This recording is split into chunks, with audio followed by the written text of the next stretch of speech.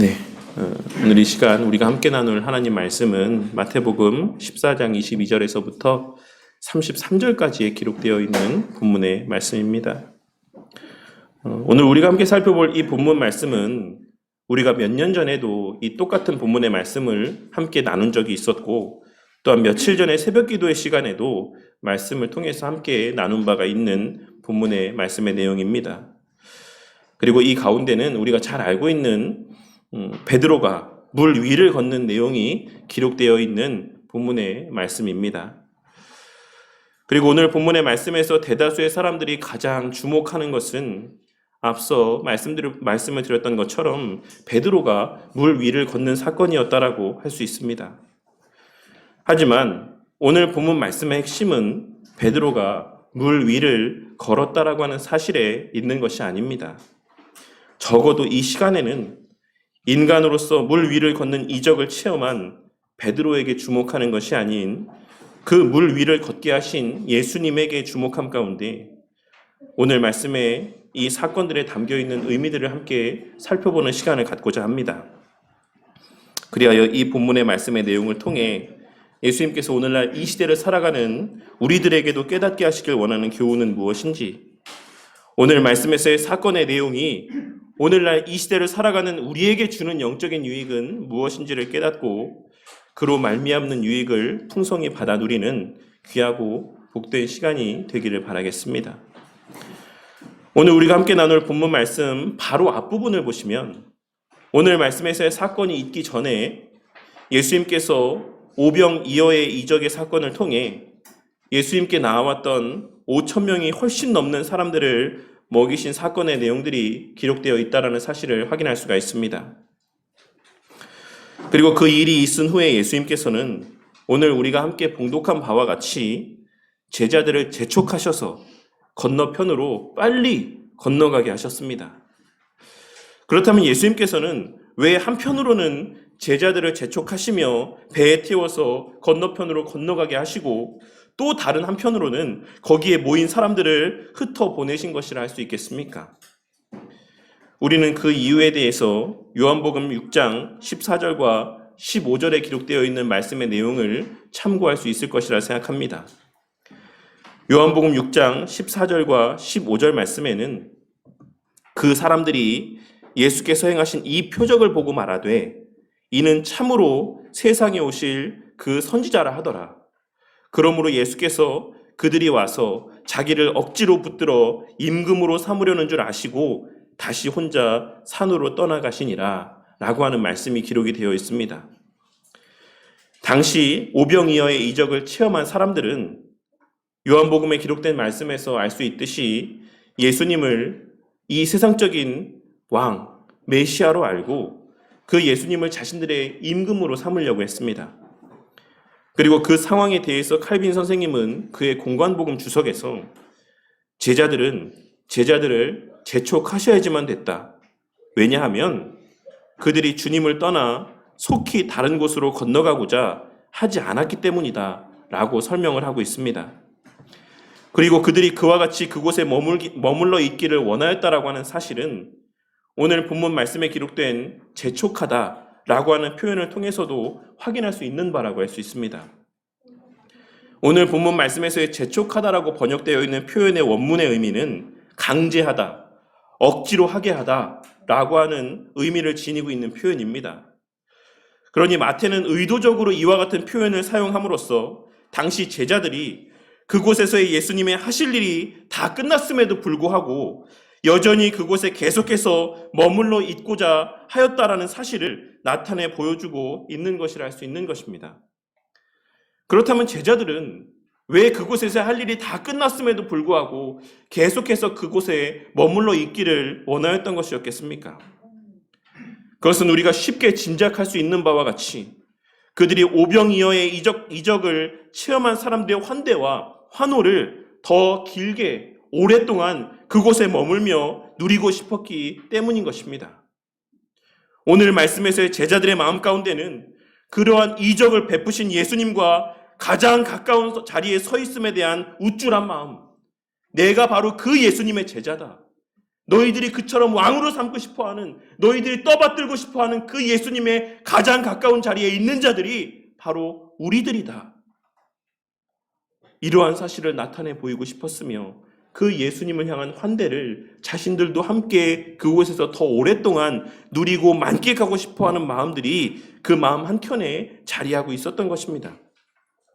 하지만 예수님께서는 그들의 그와 같은 마음을 아시고 그들을 등 떠밀어 배에 태워 건너편으로 건너가게 하셨던 것입니다.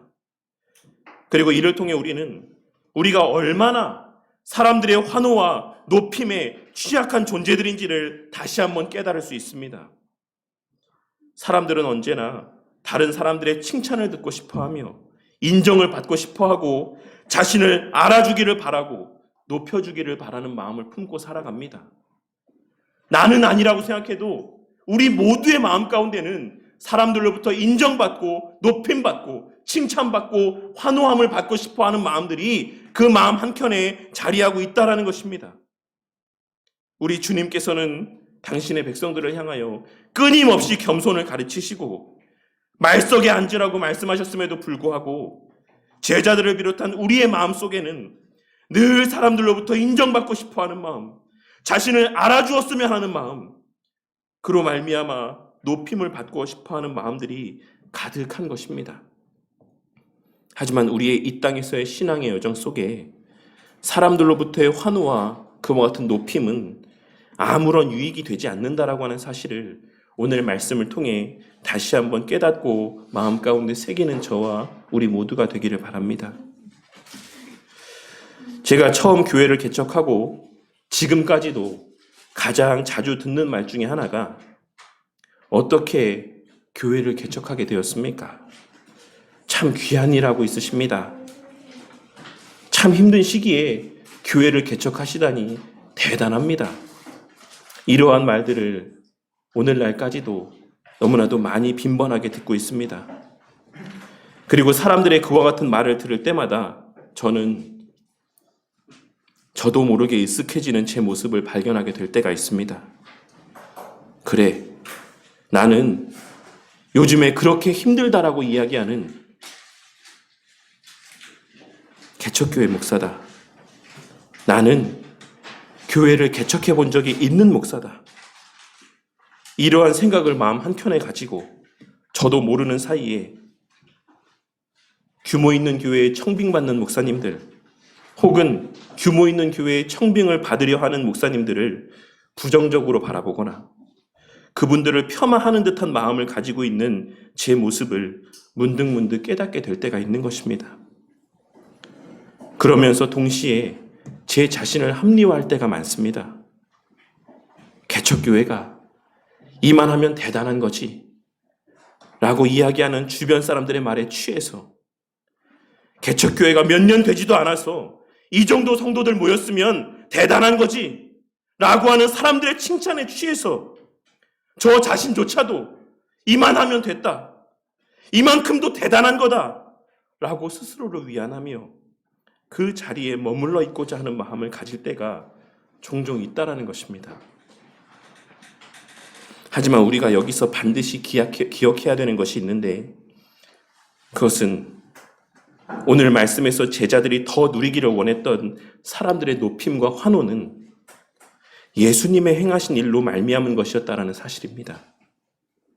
마찬가지로 우리 또한 오늘날 우리의 어떠함으로 말미암아 사람들이 우리를 칭찬할 때 우리는 그것이 우리 주님의 일하심의 결과인 것을 잊지 말아야지만 될 것입니다. 우리가 어떠해서가 아니라, 우리가 특별해서가 아니라, 우리가 노력해서가 아니라, 우리가 수고해서가 아니라 주님께서 행하신 결과로 말미암아 우리가 그와 같은 상황 가운데 놓여 있다라는 사실을 우리는 잊어서는 안 된다라는 것입니다. 늘 말씀드리는 것처럼 우리가 이 땅에서 행하는 모든 일들은 지금 이 순간에도 하나님의 보좌 우편에서 우리를 위하여 중보하시는 우리 주 예수 그리스도의 중보 사역의 결과인 것이고 그 중보 사역의 은혜를 우리 가운데 적용하여 주시는 우리 안에 내주하시는 성령 하나님의 역사하심의 결과인 것을 잊지 말아야지만 되는 것이며 그 무엇보다 그 행함의 주체이신 우리 주님께서는 그러한 세상 사람들의 환호와 높임을 기뻐하지 않으신다라고 하는 사실을 우리는 오늘 말씀을 통해 발견하고 깨달을 수 있어야지만 되는 것입니다. 예수님께서는 그와 같은 이유에서 모인 무리들을 흩으시고 제자들은 배에 태워 건너편으로 건너가게 하신 후 본인은 기도하시기 위해 홀로 산으로 올라가셨습니다. 우리는 이러한 예수님의 기도의 모습에서 우리 삶에서의 기도의 본이 되는 점을 발견할 수 있어야지만 될 것입니다. 예수님께서는 우리가 잘 알고 있는 것처럼 하나님이십니다. 그리고 그 성자 하나님이신 예수님께서는 이 땅에서의 공생의 사역 가운데서도 성부 하나님과 단 한순간도 그 관계가 단절된 적이 없는 늘 함께 하시는 상황 가운데 있으셨습니다. 그러니 엄밀한 의미에서 예수님께서는 그러한 기도의 시간을 굳이 따로 마련하지 않으셔도, 그러한 기도의 시간들 가운데 기도하지 않으셔도 성부 하나님과의 늘 온전한 교통 가운데 있으셨다라고 할 수가 있는 것입니다.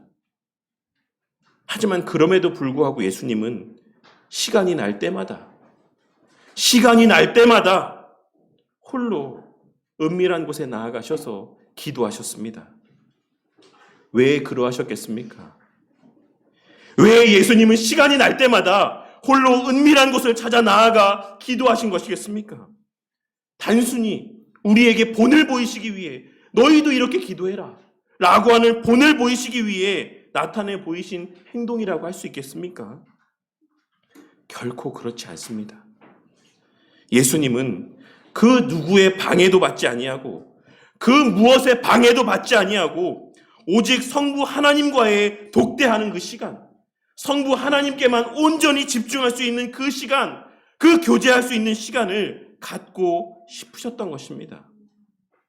마치 한창 사랑에 빠진 젊은 연인들이 아무리 바쁜 중에도 잠시라도 짬을 내어서 그 연인의 얼굴을 한 번이라도 더 보고 잠깐이라도 대화를 나누고 싶어하는 마음을 품는 것처럼 예수님께서도 그 공생의 사역 가운데 잠시라도 짬이 나면 늘 성부 하나님과의 온전한 교제의 시간을 갖고자 그와 같이 따로 제자들과 떨어져 성부 하나님께 기도하는 시간들을 가졌던 것입니다. 왜냐하면 그것이 예수님의 사역의 원동력이었고 예수님의 그 모든 존재하심의 궁극의 기쁨이자 즐거움이었기 때문인 것입니다. 하지만 동시에 우리는 예수님의 홀로 산에 올라 기도하셨다라고 하는 표현에서 한 가지 의문을 품게 될 수가 있는데 그것은 바로 그렇다라고 한다면 예수님께서 그 홀로 산에 올라 기도하신 기도의 내용은 무엇이었을까라고 하는 것입니다. 우리가 오늘 함께 봉독한 말씀에서와 같이 예수님께서 제자들을 강권하여 배에 태워 건너편으로 보내신 이후에 제자들이 탄 배는 큰 풍랑을 만나게 되었습니다. 오늘 본문 말씀에는 제자들이 탄 배가 풍랑을 만난 시점이 언제인지 정확하게 알 수 있는 그 근거가 되는 내용들이 기록되어 있지 않지만 요한복음 6장 19절 말씀에 보시면 제자들이 예수님을 만난 장소가 육지로부터 10여리쯤 떨어진 장소였다라고 하는 사실을 확인할 수가 있습니다. 그리고 이를 통해 우리는 대략적인 제자들이 풍랑을 만난 시간을 유추해 볼 수가 있는데 요한복음에서의 10여리로 번역된 표현은 헬라어로는 4.6km에서 5.6km가 정도 되는 거리를 나타내는 표현으로 기록이 되어져 있습니다. 그런데 제자들이 풍랑을 만난 후 앞으로 거의 나가지 못했다라는 사실들을 고려해 보았을 때 제자들이 물 위에서 예수님을 만난 장소와 제자들이 처음 풍랑을 만났던 장소에 있어서의 차이는 크게 없었을 것이다라고 우리는 충분히 짐작해 볼 수가 있습니다. 그러니 이를 종합적으로 고려해서 생각해 보면 제자들은 배를 타고 육지에서 떠난 이후에 4km나 한 5km 정도 떨어진 지점에서 풍랑을 만나게 되었다라고 할 수 있는 것이고 그 거리를 고려해 봤을 때 아무리 많이 잡아도 제자들은 육지에서 떠난 이후 약 2시간 전후로 해서 풍랑을 만났을 것이다라는 사실을 우리는 충분히 짐작해 볼 수 있는 것입니다. 왜냐하면 오늘날의 카약의 속도가 아주 편하게 간다라고 가정했을 때 한 시속 5km 정도 된다라고 합니다. 그러니 아무리 당시의 배가 고깃배였고 또 오늘날과 같이 카약과 같이 잘 빠진 모양의 배가 아니었다라는 사실을 고려한다라고 할지라도 숙련된 어부 출신이었던 제자들을 고려해 보았을 때 2시간 내외가 되었을 때 그 호수 중간 지점쯤 도착했을 것이다라고 보는 것이 무리는 아닐 것이다라고 할 수가 있는 것입니다. 그리고 이처럼 여러 가지 상황들을 고려해서 제자들이 풍랑을 만난 시간을 유추해 보는 것은 제자들이 풍랑을 만났을 당시에 예수님께서는 도대체 무엇을 하고 있으셨을까라고 하는 것을 생각해 보기 위함입니다. 우리는 25절에 기록된 말씀을 통해 예수님께서 제자들을 향해 물 위를 걸어오신 사건이 밤 사경, 즉 새벽 3시에서 새벽 6시 사이였다라는 사실을 알 수 있습니다. 그리고 예수님께서 제자들을 배에 태워 보내신 시간은 아무리 늦게 잡아도 이른 저녁 시간이었을 것이라고 생각해 볼 수 있으니 예수님께서는 제자들이 풍랑을 만났을 당시에도 산에서 기도하고 계셨을 것이 분명한 것입니다. 그리고 제자들이 풍랑에서 적어도 6시간 동안, 적어도 6시간 내외 동안 사투를 벌이고 있는 그 시간들 가운데서도 예수님께서는 홀로 산에서 기도하고 있으셨던 것입니다. 쉽게 말해 제자들이 풍랑을 만나기 전부터 예수님께서는 산에 올라가 기도하고 계셨고 풍랑을 만난 그 순간에도 예수님께서는 산에서 홀로 기도하고 있으셨으며 여러 시간 동안 제자들이 그 풍랑으로 인해 기진맥진해 있을 그 동안에도 예수님께서는 여전히 산에서 홀로 기도하고 계셨던 것입니다. 그렇다라고 한다면 예수님께서는 과연 산에서 홀로 기도하실 때에 무엇을 위해 기도하신 것이겠습니까? 우리는 무엇을 위해 기도하셨는지 그 기도의 구체적인 내용을 알 수는 없겠지만 무엇에 대하여 기도하지는 않으셨을지는 분명하게 알 수 있습니다. 예수님께서는 분명 제자들이 형통하게 바다를 건너가게 해달라, 풍랑이 일지 않게 해달라 기도하지 않으셨을 것이고 제자들이 풍랑을 만났을 때 그 풍랑이 곧 멈추게 해달라고 기도하지 않으셨을 것만은 분명한 것입니다. 왜냐하면 예수님께서 그렇게 기도하셨다라고 한다면, 예수님께서 풍랑이 일지 말게 해달라고 기도하셨다라고 한다면, 예수님께서 그 풍랑이 곧 잠잠하게 해달라고 기도하셨다라고 한다면 제자들은 풍랑을 만나지 않았을 것이고 혹은 만났더라도 그 풍랑은 즉시 잔잔해졌을 것이기 때문입니다. 하지만 제자들은 풍랑을 만났고 그 풍랑은 예수님께서 그들에게 찾아오시기까지 계속되었으며 제자들은 그 풍랑으로 인한 고난 가운데 기진맥진한 상태 가운데 놓이게 되었습니다. 그리고 우리는 이러한 여러 정황들을 통해 이 모든 것이 하나님의 허용하심 가운데 있는 사건이라고 하는 사실을 분명하게 깨달을 수 있는 것입니다. 우리는 오늘 말씀에서 이와 같은 사실들을 통해 예수님의 가장 큰 관심사는 우리의 이 땅에서의 형통함이 아니라고 하는 사실을 다시 한번 발견하고 깨달을 수 있어야지만 될 것입니다. 예수님께서는 지금 이 순간에도 그 영광의 하나님 보좌 우편에서 우리로 하여금 풍랑을 만나지 않게 하시기를 위해 기도하고 있지 않습니다. 우리 예수님께서 지금 이 순간 하나님 보좌 우편에서 기도하고 있으신 것은 성도님들이 이 땅에서의 삶 가운데 고난을 마주하지 않게 해달라고 기도하고 있으신 것이 아니라는 것입니다.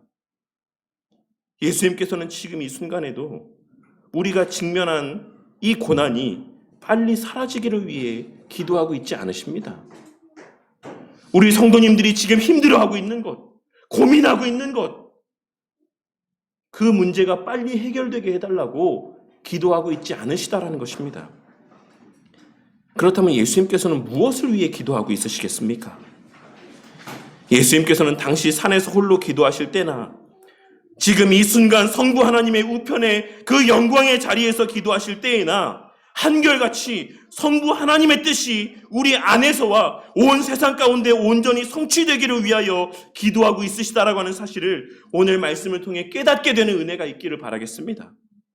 그리고 그 하나님의 뜻은 바로 성자 예수님께서 기도하러 홀로 산에 오르신 것과 같이 하나님의 택하신 자들이 오직 하나님께만 집중하고 오직 하나님만을 의지하며 그 성부 하나님과의 온전한 관계 가운데 거하는 것이라고 하는 사실을 우리는 오늘 말씀을 통해 발견하고 깨달을 수 있어야지만 되는 것입니다.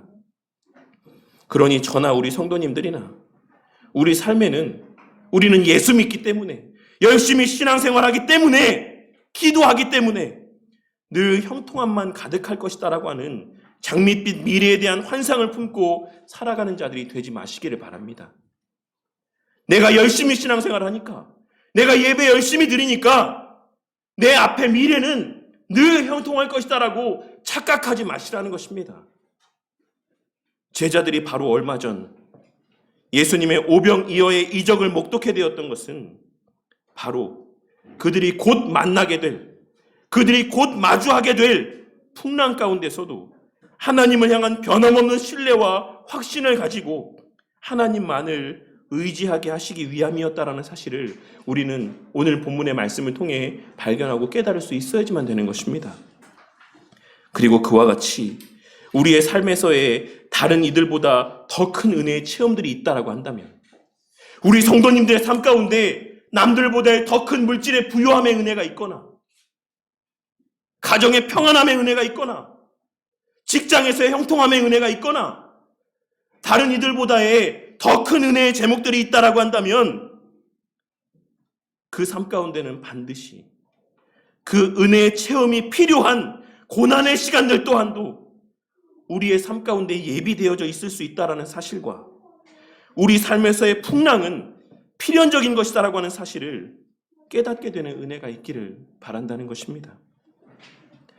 예수님께서 성령 하나님의 충만함 가운데 광야로 나아가서 마귀로부터 시험을 받으시고 그 시험을 이기셨듯이 당신의 백성들 또한도 삶에서의 풍성한 은혜를 체험했다라고 한다면, 그리고 성령 하나님으로 말미암는 풍성한 은혜가 그 삶 가운데 가득하다라고 한다면 우리의 발걸음은 그 자리에 머물러 있는 것이 아닌 풍랑이 가득한 바다와 광야를 향해 나아가는 발걸음이 되어야 된다는 사실을 우리는 오늘 말씀을 통해 깨달을 수 있어야지만 되는 것이며, 그것이 하나님의 뜻이고 그것이 예수님께서 기도하시는 바라고 하는 사실을 우리는 깨달을 수 있어야지만 되는 것입니다. 그렇기에 하나님께서는 때로 우리의 삶 가운데 풍성한 은혜들을 체험케 하시는 것입니다.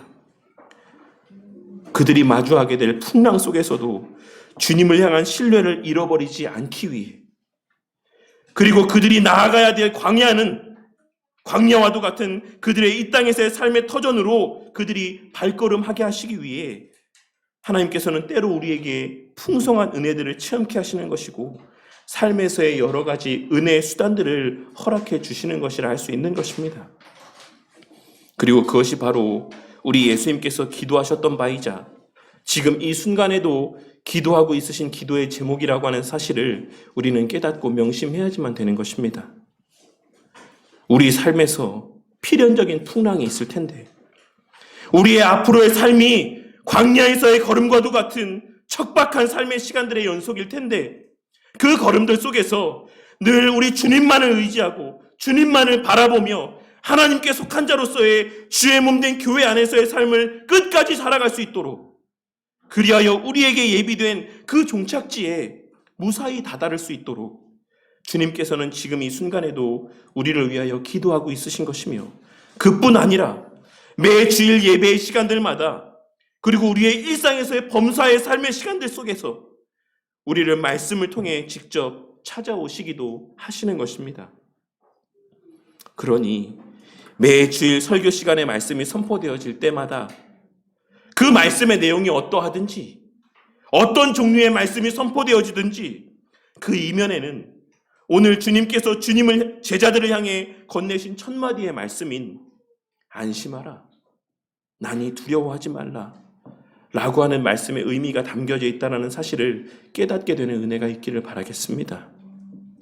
그 시간의 설교의 내용이 책망의 말씀이든 위로의 말씀이든 우리의 귀에 하나님의 말씀이 들려진다라고 하는 것 그 자체가 우리를 향한 하나님의 우리와 함께 하심에 대한 증거가 된다라는 사실을 깨닫고, 그 사실 자체로 말미암는 위로와 기쁨과 소망이 우리의 마음 가운데 가득하기를 바란다는 것입니다.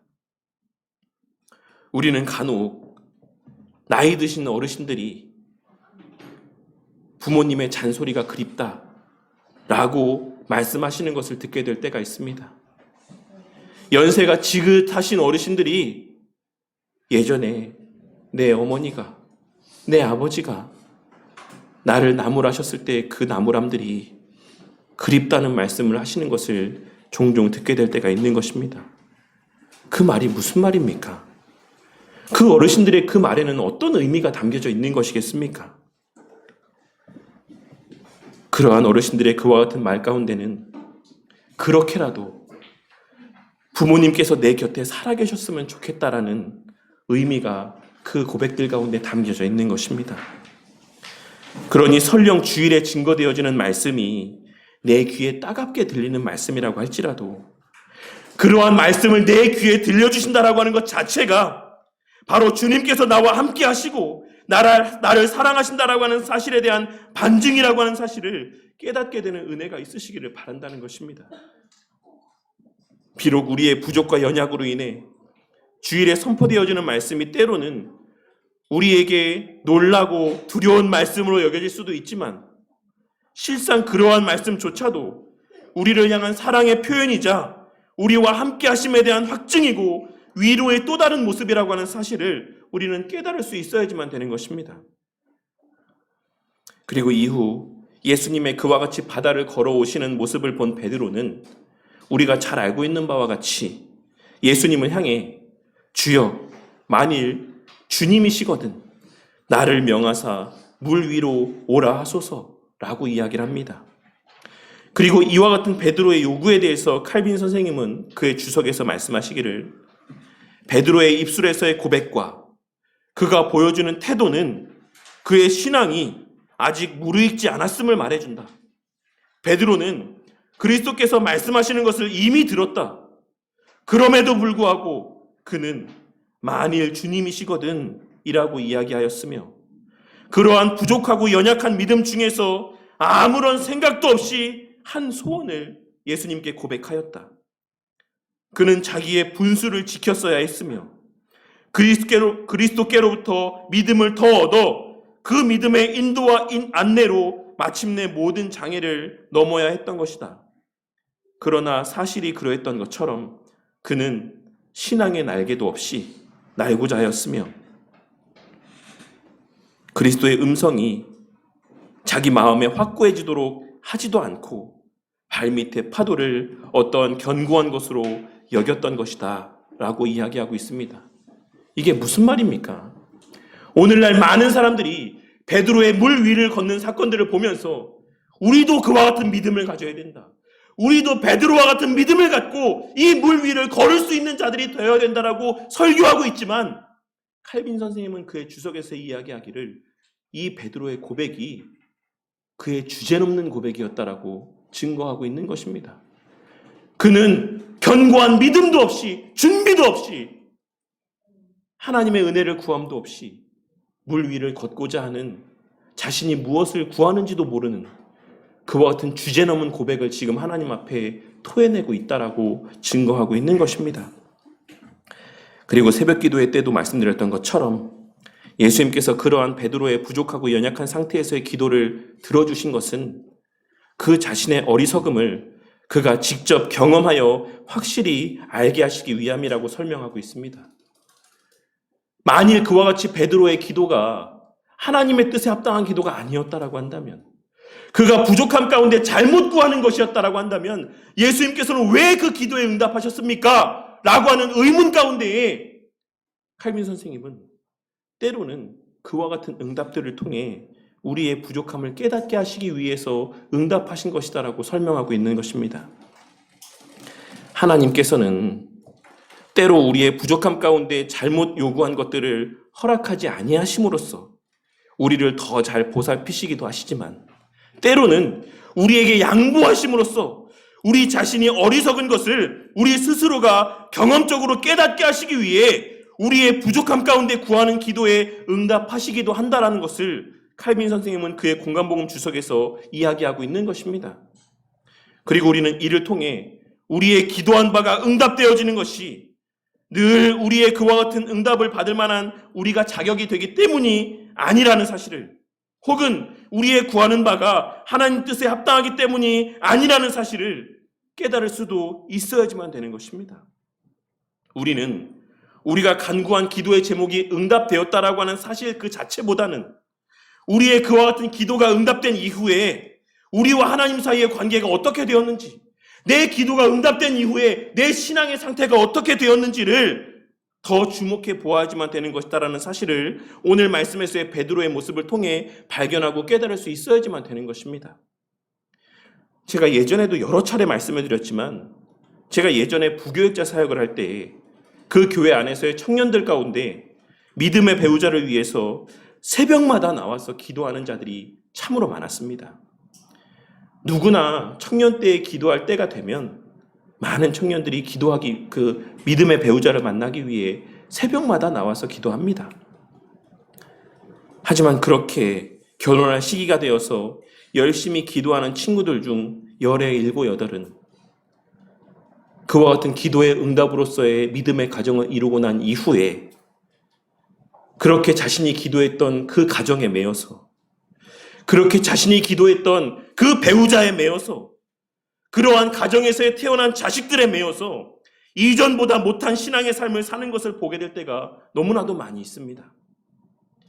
하나님께서 더 풍성한 은혜의 수단으로 허락하신 그 믿음의 가정이 오히려 그 친구들에게 하나님과의 관계가 멀어지게 되는 수단이 되어버리는 것을 너무나도 많이 보았던 것입니다. 물질은 어떠합니까? 건강은 또 어떠합니까? 우리가 그토록 하나님의 영광을 위해서 사용할 수 있는 물질을 달라 기도하지만 수많은 사람들이 그처럼 물질의 부유함 때문에 넘어지고, 수많은 사람들이 질병에서 회복시켜 주시면 제가 열심을 다해서 교회 봉사하면서 살겠다라고 고백하지만 정작 건강이 회복되어지면 그 건강 가운데 내 만족을 위해 살아가는 삶의 모습을 나타내 보이는 경우를 우리는 너무나도 쉽게 목독해 되는 것입니다. 과연 나는 진정 무엇을 위해 지금 기도하고 있는가를 먼저 생각해보는 저와 우리 모두가 되기를 바라겠습니다. 내가 지금 기도하고 있는 그 기도의 제목이 응답이 없어도 지금 이 순간 최선을 다해 신앙의 삶을 살아가는 자들이 그 기도가 응답된 이후에도 변함없이 그 기도의 응답을 발판 삼아 더욱 성숙한 신앙의 삶을 살아갈 수 있는 것이고, 그 수단들을 선용하며 더 많은 섬김과 헌신의 삶을 살아갈 수 있는 것이다라고 하는 사실을 깨닫게 되는 저와 우리 모두가 되기를 바란다는 것입니다. 그렇지 아니하면 우리는 우리가 간절히 기도했던 그 믿음의 가정에 대한 기도의 응답 때문에 오히려 허우적대고, 우리가 간절히 기도했던 그 물질의 부유함에 대한 기도 때문에, 그 기도에 대한 응답 때문에 결국은 하나님과 더 멀어지는 삶을 살게 될 수도 있을 것입니다. 자격 없는 우리의 부족하고 그릇된 기도에 응답하심으로, 봐라, 너는 결국 나보다 믿음의 가정이 너에게 있어서 더 우선이었다. 너는 결국 나보다 물질을 더 하나님으로 섬기며 살아가는 존재였다. 네가 네 눈으로 봐라. 너의 지금 삶의 모습을 한번 똑똑히 봐라. 내가 너에게 물질을 준 이후에 너의 삶을 한번 봐라. 믿음의 가정을 허락한 그 이후에 너의 삶을 한번 봐라. 그와 같은 의도로서 우리에게 우리의 간곡해 하신 바를 응답하여 주실 수 있다라는 사실을 우리는 오늘 말씀에서의 물에 빠져 허우적대었던 베드로의 모습을 통해 발견하고 깨달을 수 있어야지만 되는 것입니다. 하지만 그럼에도 불구하고 베드로가 자신의 물에 빠져감을 인식하고 예수님을 향해 소리 지르며 도움을 요청했을 때 예수님께서는 주저함 없이 오늘 말씀에 기록된 바와 같이 즉시 손을 내밀어 그를 붙잡으시고 그를 물에서 건져내어 그와 함께 배에 오르셨습니다. 그리고 예수님께서 배에 오르시자 거짓말같이 거센 풍랑은 곧 잦아들었습니다. 이 사실이 의미하는 바가 무엇입니까?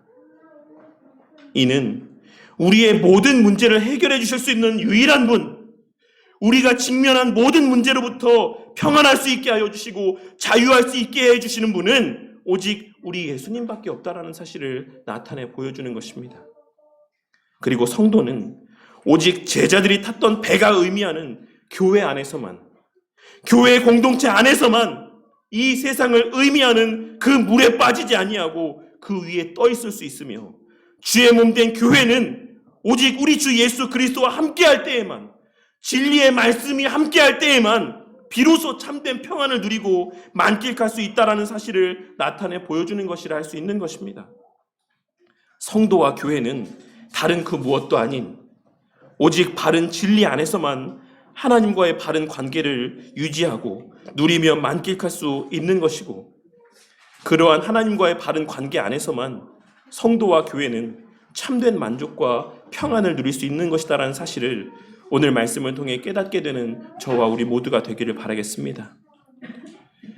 그러니 수시로 우리의 삶과 신앙을 뒤흔들어 놓으려고 하는 사람들로부터의 인정욕구, 사람들로부터 대접받고 싶어하는 마음들을 경계하는 저와 우리 모두가 되기를 바랍니다. 그리고 물질을 의지하고 세상을 의지하며 수단을 목적과도 같이 여기게 되는 마음들을 경계하며 살아가는 저와 우리 모두가 되기를 바랍니다. 수단의 은혜는 오직 선한 목적을 위한 은혜인 것을 깨닫고 큰 은혜를 체험하게 될 때 그것으로 만족하는 것이 아니라, 거기에 안주하려 하는 것이 아니라, 우리가 나아가야 될 광야로, 바다로 발걸음하며 나아가고 그곳에서 허락하신 은혜들을 발판 삼아 맡겨진 선한 사명들을 힘있게 감당하는 저와 우리 모두가 되기를 바란다는 것입니다. 그리고 혹여라도 그러한 세상적인 문제들로 말미암아 그 신앙이 흔들릴 때, 그것을 경험할 때 주저없이 그 순간 주의 도우심을 구하며 주님께 부르짖는 자들이 되시기를 바라겠습니다. 그리하여 그 즉시 내 손을 잡아 다시금 주의 몸 된 교회 안으로 발걸음하게 하시는 도우심의 은혜 가운데 우리의 사명의 걸음들 속에서 마주하게 될 수많은 풍랑 속에서도 늘 말씀을 통해 우리를 찾아오시는 주님으로 말미암아 위로와 기쁨이 충만한 두려움 없이 담대한 신앙의 걸음을 걸어가는 저와 우리 모든 성도님들이 되시기를 주님의 이름으로 간절히 축원합니다.